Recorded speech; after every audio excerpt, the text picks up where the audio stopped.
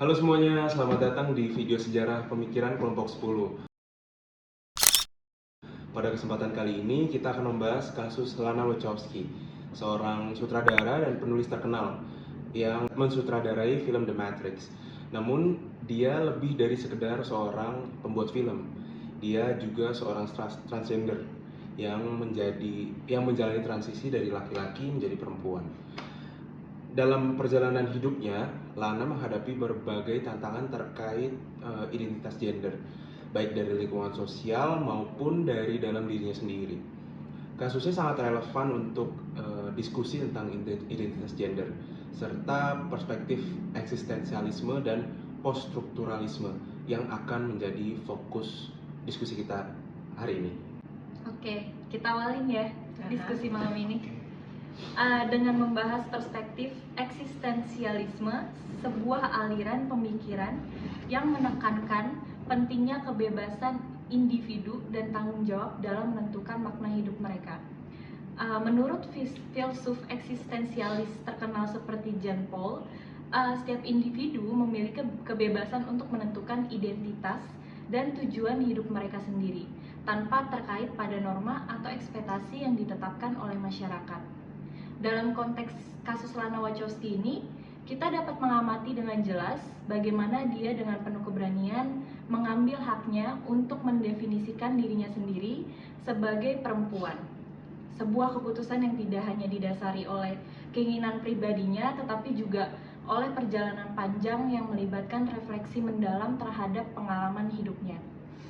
Nah, Lana ini melalui proses transisinya menunjukkan kepada kita bahwa identitas itu bukanlah sesuatu yang kaku atau ditentukan oleh biologi semata, melainkan merupakan konstruksi yang dapat dibentuk dan dimaknai kembali oleh individu berdasarkan pengalaman, perasaan, dan realitas yang mereka hadapi. Dengan demikian, keputusan Lana untuk mengidentifikasi dirinya sebagai perempuan merupakan manifestasi dari kebebasan eksistensial yang sangat dihargai dalam filsafat ini. Dia tidak hanya menolak batasan-batasan yang ditetapkan oleh masyarakat mengenai gender, tetapi juga mengambil langkah aktif untuk mengungkapkan siapa sih dirinya yang sebenarnya, menciptakan makna bagi dirinya sendiri dalam dunia yang seringkali tuh menantang keberadaannya gitu. Melalui keberaniannya untuk mengekspresikan dirinya, identitasnya secara otentik, Lana tuh memberikan inspirasi bagi banyak orang yang mungkin menghadapi perjuangan serupa, menunjukkan bahwa penting untuk memiliki keberanian dalam menghadapi ketidakpastian dan stigma yang mungkin muncul. Dengan demikian, perspektif eksistensialisme tidak hanya membantu kita memahami perjalanan identitas Lana, tetapi juga menyoroti nilai dari kebebasan individu dalam menciptakan makna hidup mereka gitu.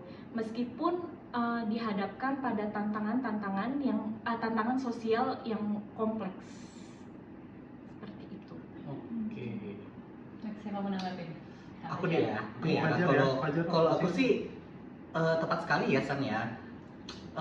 Tapi kalau misalnya kita lihat nih dari sudut pandang poststrukturalisme, kalau tadi kan Sanita menjelasinnya eksistensialisme kan, kalau eksistensialisme kan lebih ke arah intrinsik dari dalam diri. Sedangkan kalau menurut aku dari pandang poststrukturalisme itu penting sih bagi kita untuk menyadari bahwa identitas seseorang itu nggak dapat dipisahkan dari pengaruh luar, dari pengaruh budaya sosial, dari masyarakat itu sendiri gitu. Jadi meskipun Lana mengidentifikasikan sebagai perempuan dan penuh dengan kesadaran diri untuk mengungkapkan dan menjalani identitasnya, itu dia tetap terhindar dari pengaruh norma-norma gender yang telah mapan dan diterima secara luas oleh masyarakat di sekelilingnya gitu. Jadi kalau misalnya di konteks ini aku sih melihat sih kalau misalnya tuh kita tuh perlu memahami bahwa identitasnya itu tidak hanya sekadar hasil dari keinginannya sendiri, tapi itu juga adalah hasil produk dari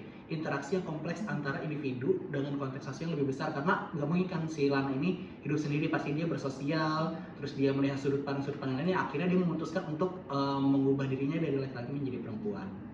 Seperti itu. Nah kalau misal kita lihat, kita telisik nih lebih jauh lagi nih, sebenarnya kita bisa ngeliat sih kalau misalnya identitasnya itu terbentuk melalui interaksi dan pengalaman yang melibatkan lapisan budaya, kekuasaan, dan struktur sosial yang berperan dalam membentuk cara orang lain melihat dan menerima identitasnya. Jadi hal ini tuh menunjukkan bahwa pemahaman tentang identitas diri itu tidak dapat dipandang sebagai sesuatu yang statis atau terpisah dari konteks sosial. Justru malah sebaliknya tuh, kalau misalnya identitas itu tuh adalah hasil dari dinamika sosial yang terus berubah. Apalagi kan kondisi sosial kan berbeda ya. Berarti secara tidak langsung itu akan dinamis sih menurut aku ya. Dan individu tuh beroperasi dalam kerangka normal dan nilai yang seringkali bertentangan. Jadi kayak memaksa mereka sih untuk bernegosiasi dan adaptasi dengan situasi yang ada di sekitarnya.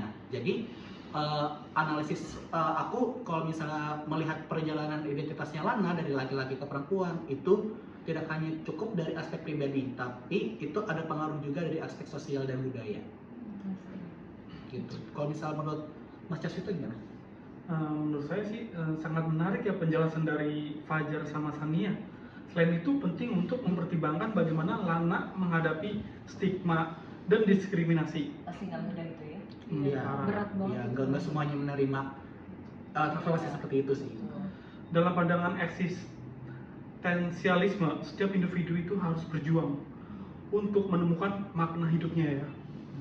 Melalui karyanya dan keberaniannya menjadi diri sendiri. Lana menginspirasi banyak orang yang juga berjuang dengan identitas mereka.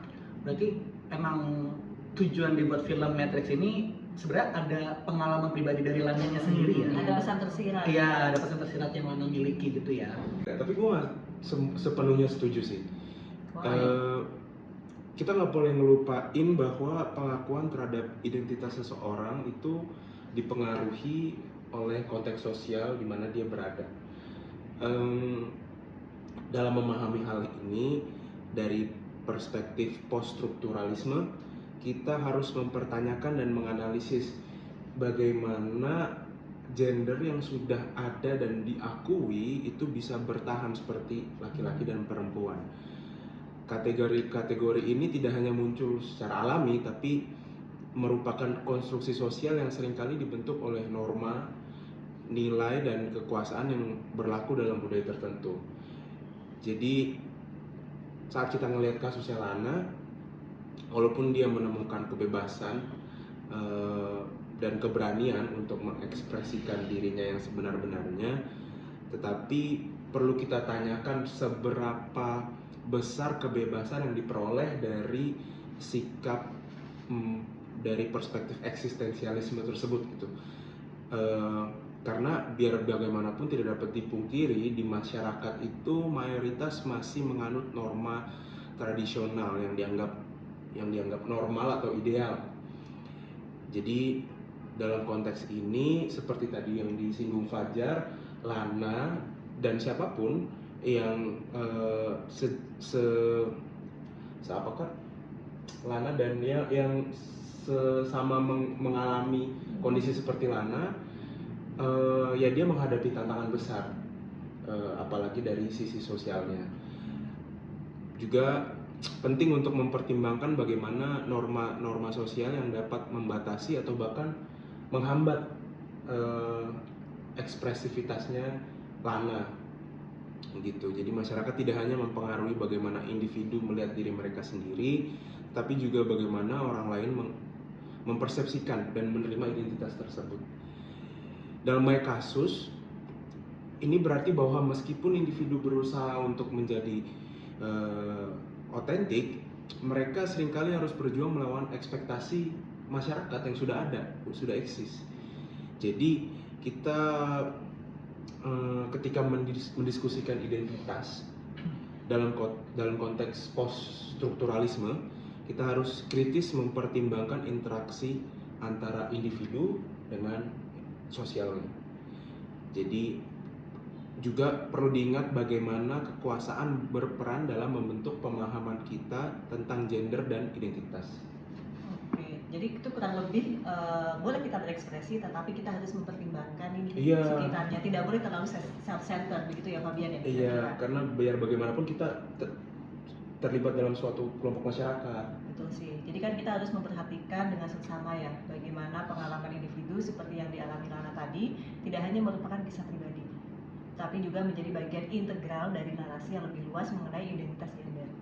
Jadi pengalaman-pengalaman ini tuh mencerminkan tantangan yang dihadapi oleh banyak orang dalam masyarakat saat ini, di mana norma-norma gender dan harapan sosial seringkali berkonflik dengan realitas hidup individu.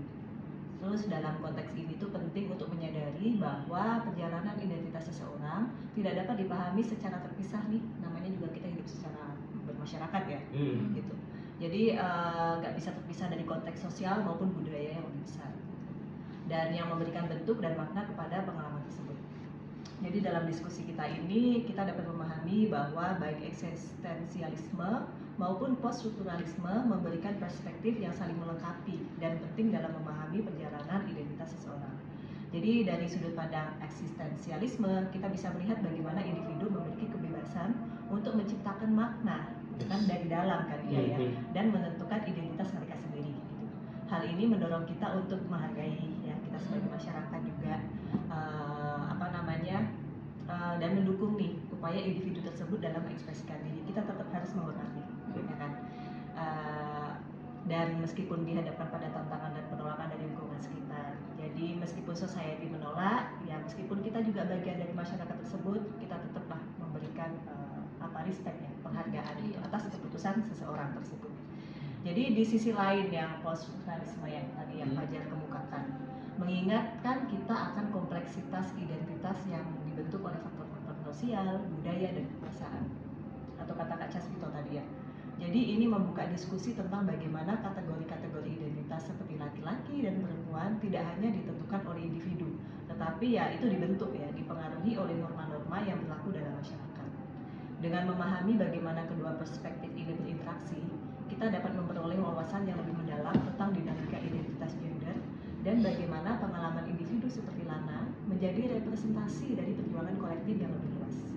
Jadi seperti kayak sekarang itu kan di Amerika mereka lebih terbebas gitu ya. Jadi tidak terlepas juga nih dari politik yang sekarang berkuasa atau ya government di sana yang berpengaruh gitu. Jadi mari kita diskusikan lebih lanjut nih ya, bagaimana kedua pandangan ini dapat saling melengkapi dalam memahami kasus Lana, serta bagaimana kita dapat menerapkan wawasan ini untuk mendukung perubahan positif dalam pemahaman dan penerimaan terhadap identitas gender di masyarakat kita. Dengan cara ini kita tidak hanya memahami kompleksitas identitas, tetapi juga berkontribusi nih pada penciptaan ruang-ruang yang lebih inklusif dan menerima semua individu gitu, tanpa memandang identitas mereka. Jadi ya kita lebih lihat yang di dalam mereka bagaimana, ya kan, yang mereka bagaimana, agar kita bisa melihat lebih dalam dan lebih luas lagi. Oke, berarti sih sebenarnya yang bisa kita simpulkan ya, ini sebenarnya intinya itu antara paham eksistensialisme dan poststrukturalisme. Itu bagaimana cara membentuk identitas diri, entah bisa dari dalam diri sendiri atau dari kultur masyarakatnya, seperti itu kan. Dan juga tentang menyeimbangkan antara keduanya tuh. Betul. Jadi kalau misalnya membentuk identitas tuh bagaimana kita membentuk identitas diri kita dan bagaimana masyarakat mentoleransi atas identitas yang telah terbentuk seperti itu. Tidak bisa berdiri sendiri ini ya. Betul. Karena kan kalau misalnya dari sudut pandang eksistensialisme kan seperti yang dijelaskan oleh teman-teman sebelumnya kan ya, bahwa tuh identitasnya itu tuh didorong oleh diri mereka sendiri. Sedangkan dengan poststrukturalisme itu dari luar, dari masyarakat. Mungkin ya kalau misalnya di Jakarta mungkin orang-orang yang waria itu mungkin ada tuntutan kebutuhan ekonomi atau lingkungan masyarakatnya yang sebagian besar memang seperti itu, jadi dia membentuk identitasnya seperti itu. Tapi dari sisi poststrukturalismenya masih sangat keras menentang mereka ya. Betul, dari sisi masyarakatnya masih menentang keras untuk membentuk identitas mereka gitu. Jadi sebenarnya ini perlu adanya kolaborasi pemikiran antara orang yang membentuk identitas maupun orang yang melihat si orang itu sebagai identitas pribadi gitu. Jadi oleh karena itu sebenarnya penting nih bagi kita untuk menghargai perjalanan setiap individu untuk mengekspresikan identitas mereka sendiri gitu, serta berdiskusi dan saling belajar satu sama lain untuk mengenai isu-isu dalam konteks yang lebih luas seperti itu.